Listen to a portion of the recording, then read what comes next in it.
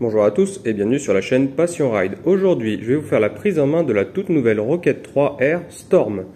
Donc, quand vous allez acheter cette moto toute neuve, vous allez avoir un rodage à faire. La première des choses à faire, c'est roder les pneus. Donc à ce niveau-là, vous voyez le pneu, sa surface a déjà roulé sur la route, donc pas de souci particulier. Par contre, à partir d'ici, il y a de la paraffine. Donc c'est un agent de démoulage qui est à la production du pneu. Il va falloir faire attention parce que cette partie-là est très glissante. Il va falloir mettre de l'angle progressivement, donc du centre du pneu vers la droite ou vers la gauche, bien entendu, pour éliminer cette paraffine. Surtout sur le train avant, c'est assez dangereux. À l'arrière, pareil, hein, vous avez le même principe. Ici, cette partie-là a déjà roulé, toute cette partie-là n'a jamais roulé. Donc vraiment, il faudra y aller très progressivement et mettre de l'angle vraiment progressivement pour éviter de glisser. Ensuite, vous allez devoir roder les freins. Donc les freins, vous allez freiner de manière normale. Les freins sont couplés sur cette machine. Donc vous juste freinez normalement, vous appuyez simplement. Il faut éviter surtout de freiner violemment et rester constamment sur le levier de frein. Et idem pour la pédale de frein. Voilà, donc vous appuyez simplement par petits à-coups et surtout pas en appuyant brusquement. Ensuite, la boîte de vitesse. La boîte de vitesse, si vous utilisez si vous avez acheté le shifter en accessoire, là il n'est pas monté de série, et ben il va falloir ne pas l'utiliser, donc il est désactivable au tableau de bord, je vous montrerai après. Sinon vous passez les vitesses normalement, les 6 vitesses vous les utilisez normalement, il ne faut pas se prendre la tête par rapport à ça, il faut juste rouler strictement normalement. Et enfin, le mode rodage, donc ça c'est dans le tableau de bord, il y a un mode rodage directement implémenté. Il est très simple, de 0 à 480 km, il va falloir rester en dessous de la barre des 4000 tours minute.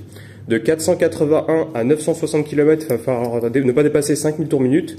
De 961 km à 1280 km, il ne faudra pas dépasser 6000 tours minute.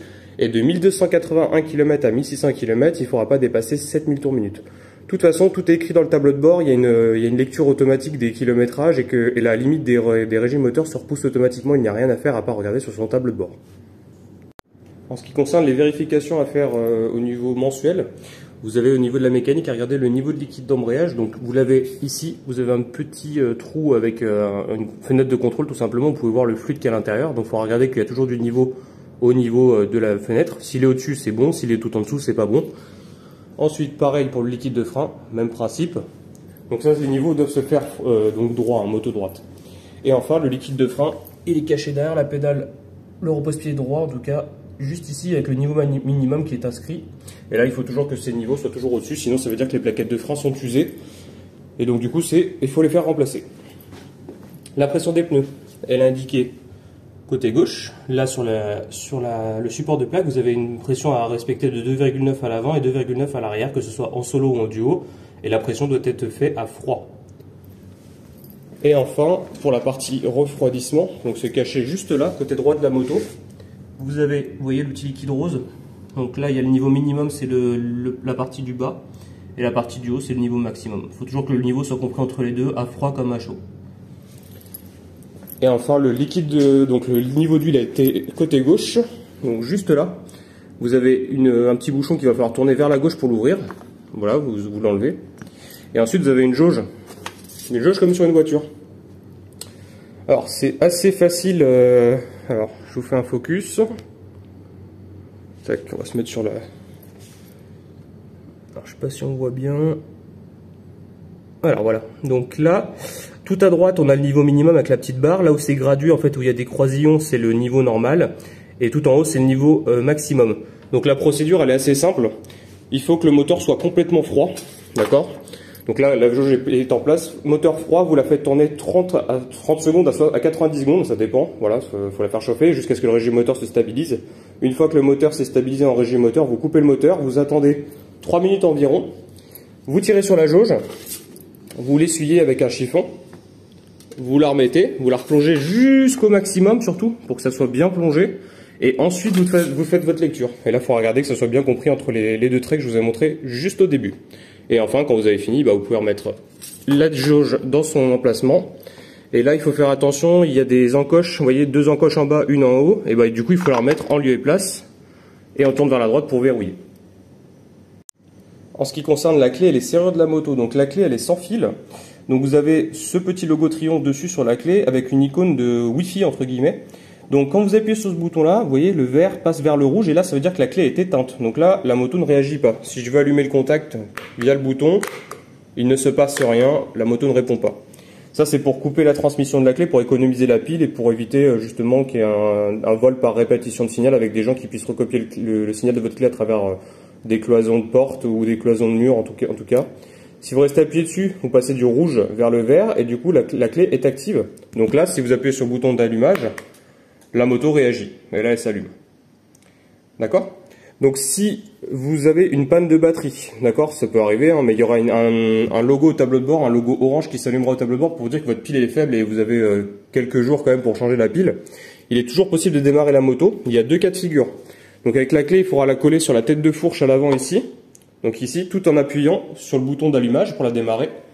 Et si vous avez la version GT qui a un saut de vent, ça sera compliqué. Il faudra juste la poser sur le côté droit ici, sur l'arête droite de la boucle arrière, et appuyer à nouveau sur le bouton juste ici pour démarrer le moteur. Et pareil, si vous avez donc pas la clé sans fil sur vous, vous avez la clé physique qui est fournie avec le double, juste ici.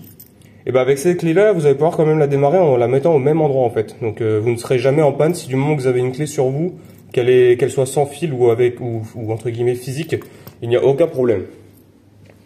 Et enfin, la clé peut se déplier, donc il y a une serrure qui est sur le côté, en appuyant sur le bouton qui est derrière. Donc ça l'ouvre. Et là vous allez pouvoir ouvrir la trappe à carburant par exemple. Donc en appuyant sur le bouton qui est derrière, ça ouvre la trappe. Vous mettez simplement la clé dedans. Vous tournez vers la gauche pour déverrouiller et ensuite vous dévissez. Voilà. Voilà, il y avait un peu beaucoup d'essence. Tac. Et voilà. Là vous pouvez poser le bouchon et faire votre plein d'essence. La préconisation c'est du 98 principalement, sinon du 95, sinon du 95 de 10. Pour refermer, vous allez le visser, vous allez entendre un claquement. Voilà, on y est. Là, il faut tenir le bouchon, tourner la clé vers la droite pour verrouiller la serrure, et ensuite, vous pouvez soulever. Et donc là, vous pouvez refermer. Ensuite, pour la selle, vous avez sur le côté gauche la serrure ici, vous l'insérez, vous tournez vers la gauche, et vous pourrez soulever la selle. Alors, je tire dessus. Donc voilà. Et donc la selle, elle est comme ça, hein. Donc une grande selle, vous pouvez la poser à côté bien sûr. Et là sous la selle on retrouve pas mal de petits éléments. La boîte à fusibles, la batterie bien entendu, la prise diagnostique et enfin le petit compartiment. Alors je sais pas si on va voir en vidéo mais à l'intérieur vous avez une prise USB tout à droite, USB type A et vous pouvez ranger un téléphone dedans par exemple ou des petites affaires. Donc voilà, et pour refermer vous poussez dessus et ensuite vous reprenez la selle et vous la remettez en place. Il faut juste la faire glisser et ensuite il faut bien la positionner derrière et entendre ce clac. Donc voilà. Et enfin pour démarrer la moto, du coup, il faut toujours avoir la clé à portée de main. Donc il faut qu'elle soit dans votre poche, voilà, dans un rayon de 1 mètre autour de la moto à peu près. Vous pouvez la remettre dans votre poche, je fais un clair, voilà, je la remets dans ma poche ici. Et pour allumer la moto, donc juste pour mettre en mode accessoire, c'est-à-dire juste allumer le tableau de bord, il faut juste appuyer vers le haut. Donc là, ça allume le tableau de bord. Donc là, il me dit bonjour Passion Ride, et c'est écrit Rocket 3 et il y a le kilométrage qui s'affiche à chaque fois. Pour l'éteindre, c'est la même chose, vous appuyez une fois vers le haut, et là, ça s'éteint. Si vous voulez l'allumer directement pour qu'elle soit prête à démarrer avec la pompe à carburant qui se met en route, vous appuyez une fois vers le bas. On entend la pompe à carburant qui se met en route, et là, la moto est prête à démarrer, donc il faudra appuyer une deuxième fois sur le bouton éclair ici, mais il faudra aussi débrayer pour démarrer le moteur. Donc pareil, si je veux couper, je rappuie dessus et là, ça s'éteint. Donc voilà. Donc sur la partie gauche des commandes, pardon, vous avez les appels de phare qui sont derrière, le feu de jour, le feu de croisement, le régulateur de vitesse, les modes de conduite, les clignotants, le klaxon, la molette, le joystick pour naviguer. On peut monter, descendre, aller à droite, à gauche et appuyer dessus pour valider. Ensuite, on a le Neyman de la moto. Donc ça, je vais vous le montrer juste après. Les feux de détresse. Et enfin, ce que je vous ai montré depuis le début, donc la partie coupe-circuit et allumage de la moto. Et enfin, le menu principal de la machine. Donc je rallume la moto. Donc là, le compteur se rallume.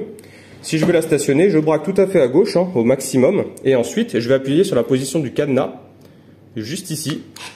Et là, ça éteint l'écran. Et là, la direction, elle est verrouillée. Si je veux déverrouiller la direction, il faut juste appuyer sur le cadenas. Et là, sans rallumer le compteur, ça l'a déverrouillé. Si je veux la verrouiller, je recommence, je rappuie dessus et ça se verrouille. Si vous appuyez sur le bouton d'allumage, donc la position accessoire ou démarrage rapide, c'est pareil. Donc là, j'appuie sur la position accessoire, ça déverrouille et le tableau de bord se rallume.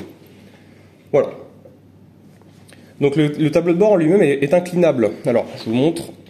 Donc, vous voyez, si je pousse là sur la petite commande qui est là, il n'y a pas de bouton à appuyer, hein, mais si je pousse, vous voyez, je peux régler l'inclinaison en fonction de la taille du pilote pour qu'il ait une visibilité plus ou moins importante.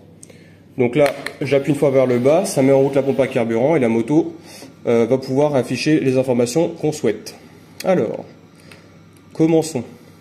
Donc le tableau de bord, je vais juste afficher les informations. Donc voilà. Donc en haut à gauche, on a le mode de conduite, la jauge de carburant qui est sur le côté gauche, le rapport engagé, la vitesse, le contour.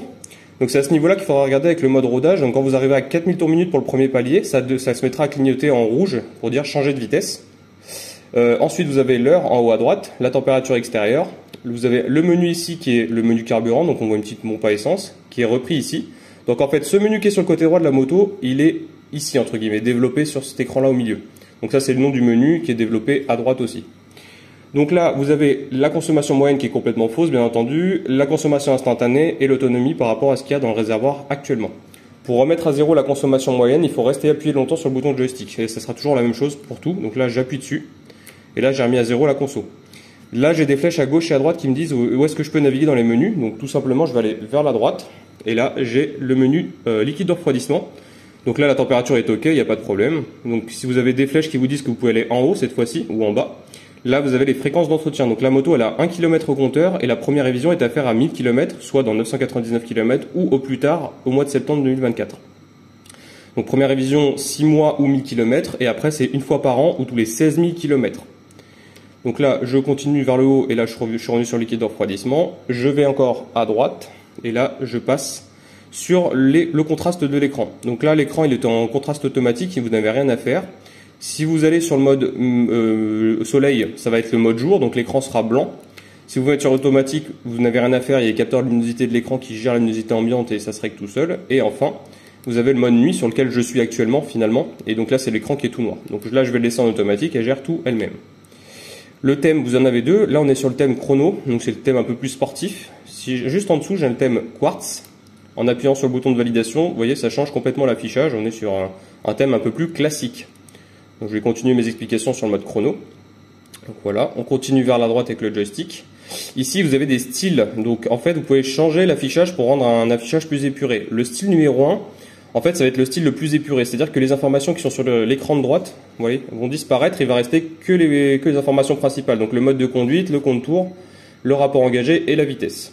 Si je rappuie sur le joystick, ça va les réafficher. Si je vais sur le mode numéro 2, ça va faire un mélange des deux. Un mode épuré et complet en même temps. Donc là, cette partie-là disparaît. Vous voyez, on va avoir la jauge de carburant plus grande et ici, le compteur sera un peu plus lisible.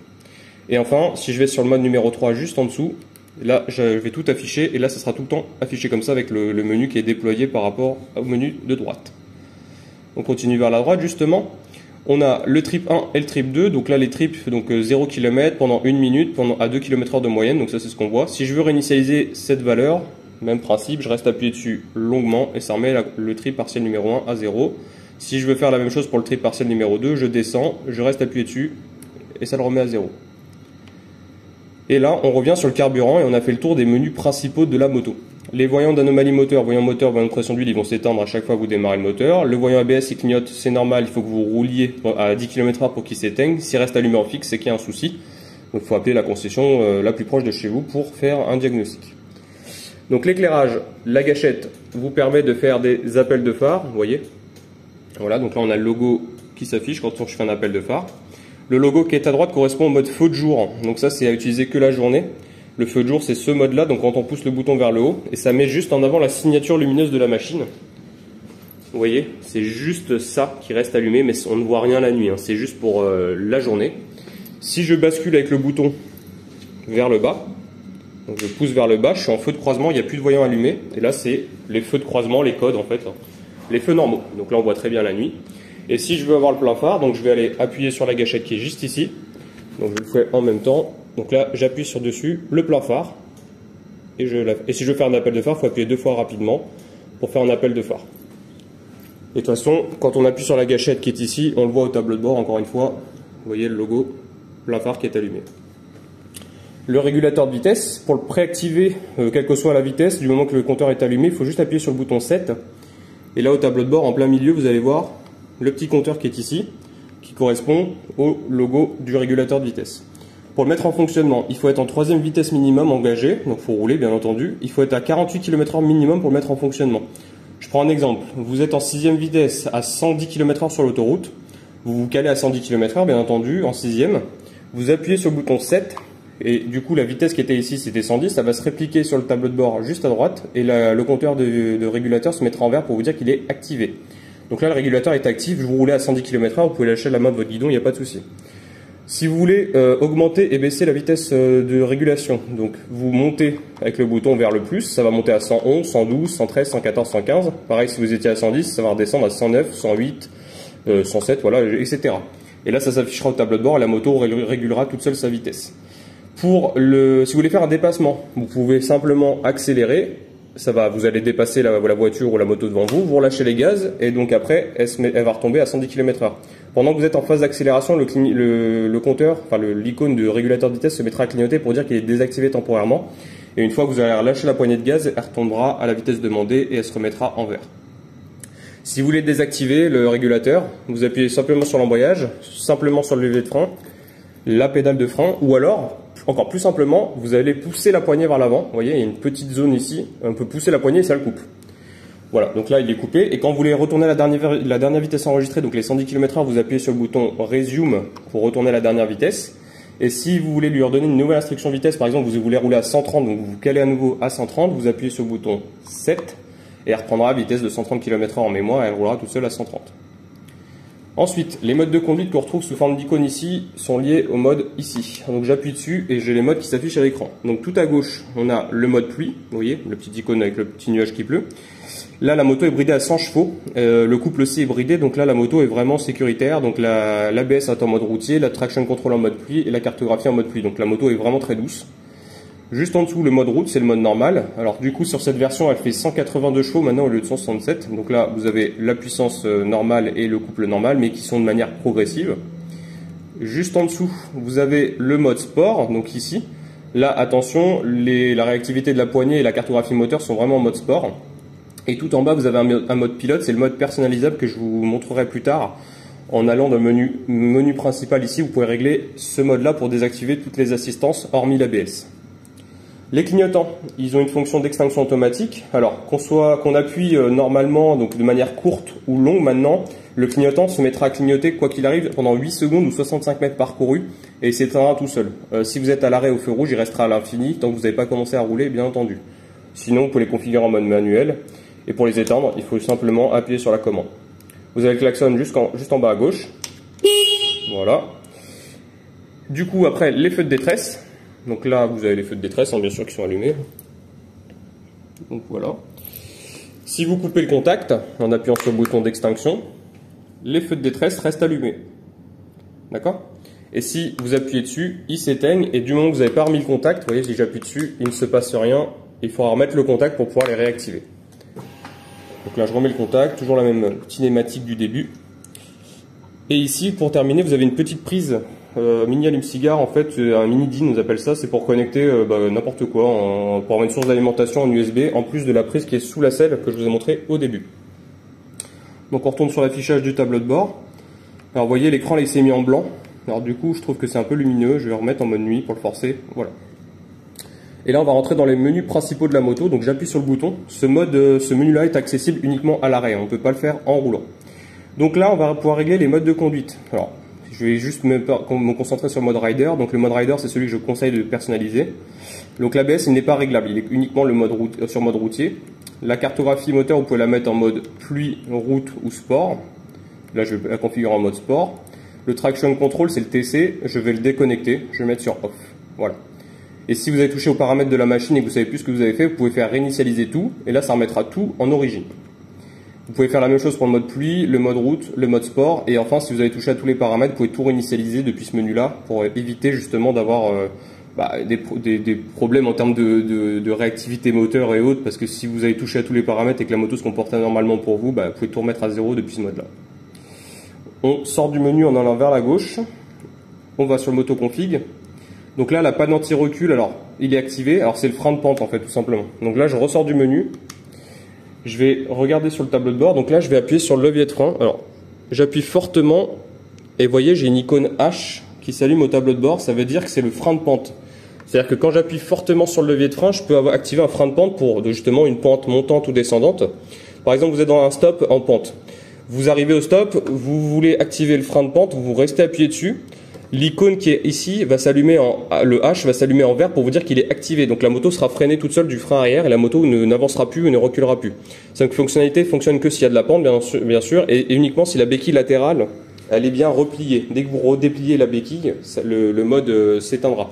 Bon, alors je pourrais pas vous le faire parce que la moto est sur une surface plane, mais en gros vous appuyez simplement dessus, il y aura l'icône affichée, vous relâchez, elle restera freinée. Pour le désactiver, soit vous rappuyez à nouveau sur le levier de frein, ça le désactivera, ou alors vous passez la première vitesse et vous accélérez assez fortement, il faut mettre un peu de gaz quand même, parce que la moto sera freinée pour que ça se désactive tout seul. Donc pour résumer, activation une fois, désactivation une deuxième fois, ou alors vous passez la première et vous accélérez. Tout simplement. Et dès que la béquille latérale est dépliée, j'insiste, hein, ça se désactive tout seul. Donc voilà. Ensuite, on retourne sur le menu principal. On redescend donc moto config. On a les clignotants. Alors les clignotants, je les ai configurés tout à l'heure de manière automatique. Hein. Donc là, on peut les mettre en mode manuel. Donc en automatique, ils s'éteindront tout seuls. Et en mode manuel, ça sera à vous de les éteindre comme sur n'importe quelle autre moto. TC, c'est le traction control. Le traction control, il est activé par défaut. Si vous voulez le désactiver, je vous montre à quoi ça correspond. Donc là, je l'ai désactivé. Je sors du menu. Vous voyez, vous aurez cette icône là, TCS désactivé, et attention, il restera allumé en orange tout le temps sur le tableau de bord pour vous dire il est coupé. Donc là, attention, si vous tournez poignet dans l'angle, avec le mode traction control désactivé, la pneu arrière va burner sur les 3 premiers rapports et c'est assez folklorique. Donc là, je vais le réactiver. Voilà, si vous coupez le contact et que vous le remettez, il se remettra automatiquement. L'entretien, c'est ce que je vais montrer au début, c'est la durée ou la distance parcourue. Donc première révision à 1000 km et ensuite c'est tous les 16 000 km ou tous les ans. Ensuite, les tripes config, on peut les réinitialiser depuis ce menu-là. Donc on peut mettre à 0 les tripes config de manière manuelle comme je l'ai fait tout à l'heure, sinon de manière automatique avec des durées de fonctionnement. Toutes les heures, 1 heure, 2 heures, 4 heures, 8 heures, 12 heures, 16 heures. Vous pouvez cliquer dessus et toutes les heures, donc 2 heures, 4 heures, le trip se remettra automatiquement à 0. Ça peut avoir une utilité sur l'autoroute par exemple. Si vous voulez faire des pauses toutes les 2 heures, vous cliquez sur 2 heures, vous mettez sur le trip partiel au niveau de l'affichage et le trip se remettra à 0 toutes les 2 heures. Le trip partiel numéro 2 peut être initialisé depuis ce menu-là aussi. Et si vous n'utilisez jamais le trip partiel, vous pouvez désactiver ce trip-là pour qu'il ne s'affiche plus et pour simplifier les affichages de l'écran.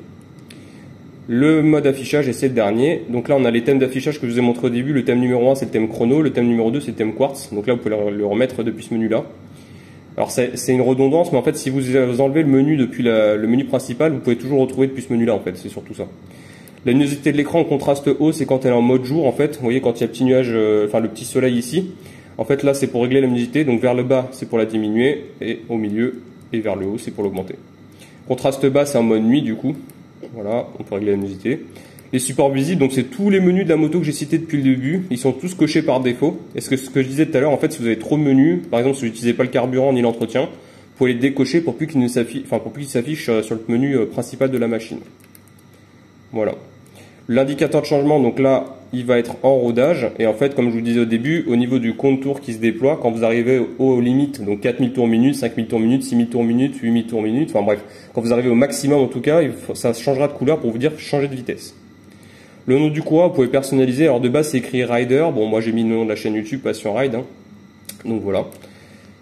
Et enfin, la langue, elle est en français. Les unités de mesure en km/h. L'horloge, elle est à l'heure. Si vous devez régler l'heure, vous allez chercher les minutes et les heures et vous changez ici. Et la date du jour, si vous avez besoin de la sélectionner, vous appuyez dessus. Et voilà. Et du coup, on a fait le tour de tous les menus de la moto. Et du coup, si vous avez touché à tous les paramètres de la moto, ou vous venez d'acheter la moto à un particulier, par exemple, ou une toute nouvelle machine chez quelqu'un, vous pouvez réinitialiser tous les paramètres qui ont été mis dessus. Donc voilà, il n'y aura pas besoin de se prendre la tête. Vous pouvez les remettre en configuration d'origine en appuyant sur réinitialiser tout. Et voilà. Pour sortir du menu, on appuie sur le menu principal et on revient sur l'affichage. Et pour couper le contact, on appuie une fois vers le haut et ça coupe le contact. Pour conclure, vous aurez cette pochette-là à l'achat de la moto. Vous aurez donc à l'intérieur pas mal d'équipements. Donc si vous avez opté pour les valises latérales, vous aurez les barilletts de serrure pour pouvoir utiliser la clé de contact. Donc soit la clé qui est ici le double, soit la clé physique ici, enfin la clé sans fil pour pouvoir ouvrir les valises qui sont sécurisées du coup. Le double des clés, il est comme ça, c'est une clé normale. Il y a une puce électronique bien sûr dessus. Ici, vous avez le code de la clé. Là, dans ce cas précis, c'est 1162. Ce code-là, en fait, il correspond à l'empreinte de la clé.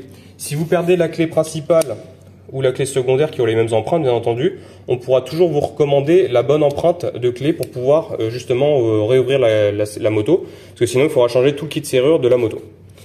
Et enfin, vous aurez du coup le kit de démarrage rapide avec les instructions de base de la moto. Et de l'autre côté, vous aurez le carnet d'entretien, qui sera rempli à votre nom et avec les fréquences d'entretien qui seront indiquées dedans. Donc 1000 km pour la première révision, tous les 16 000 pour les autres révisions, et les grosses révisions, ça va faire tous les 32 000 km. Et enfin, vous disposez d'une assistance Triumph pendant 2 ans. Donc si vous avez besoin, vous avez un numéro de téléphone qui sera affiché chez votre concessionnaire et il faudra appeler si vous avez besoin. Donc c'est une assistance de 2 ans, 0 km. Et voilà, donc les exclusions, c'est en cas d'accident de la route, vol ou tentative de vol, et en cas de maladie, si vous êtes souffrant, vous ne pouvez pas faire appel à l'assistance, donc voilà. Sinon, c'est à votre assurance de reprendre le relais. En tout cas, merci d'avoir regardé la vidéo. Moi, c'est Laurent, je suis commercial à Triumph Montlhéry. Et je vous invite à liker, commenter, partager et à vous abonner à la chaîne, bien entendu. Et je vous retrouverai bientôt pour faire l'essai routier de cette toute nouvelle Rocket 3R qui est vraiment démoniaque. À la prochaine.